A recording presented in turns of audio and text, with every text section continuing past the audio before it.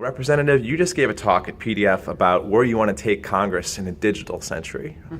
In 5 or let's say 10 years, how could technology transform how we relate to government? What do you want to build? Right. Well, what I see is that technology has transformed just every other part of our life and every other industry. In Congress, we could use a little bit of technology to bring us into the 21st century. And I see where it could really revolutionize the relationship between citizens and their elected officials in a positive way. Because now we see where technology allows us to be digital and mobile and virtual and personal. And we need that in the relationship between the citizen and the people that they represent. But the second piece of that is really applying technology to problem solving and bringing in the thought leaders, that creative approach to public policy and how we approach problem solving. And so I think there's huge potential on both fronts.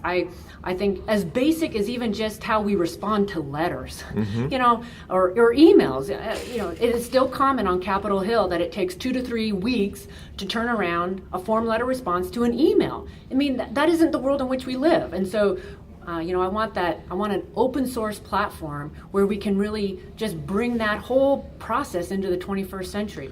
And then on the second aspect, it is, I mentioned the ZocDoc example with the VA, but taking those private sector solutions and having government be more responsive. ZocDoc is scheduling appointments for veteran or for people within 24 hours on average, and yet the VA is taking way too long. And we hear about too many veterans that have to wait more than 30 days. So those kind of solutions. So you mentioned building an open source platform. People who understand that's code that's released to the public, goes into the public domain.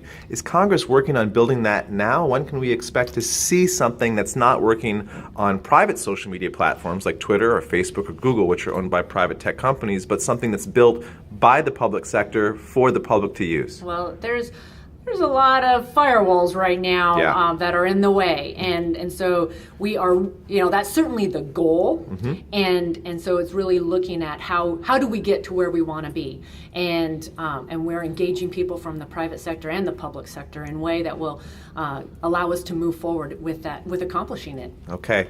In 10 years, how do you think the relationship between constituents and representatives will be transformed by technology in ways that it hasn't been already? Well, I think it's going to be a much more personal relationship. That's what I see, that our ability to have those real time and to really develop more of a relationship with the people that we represent, it can happen. And thanks to technology, I believe we're going to see it happen. Okay.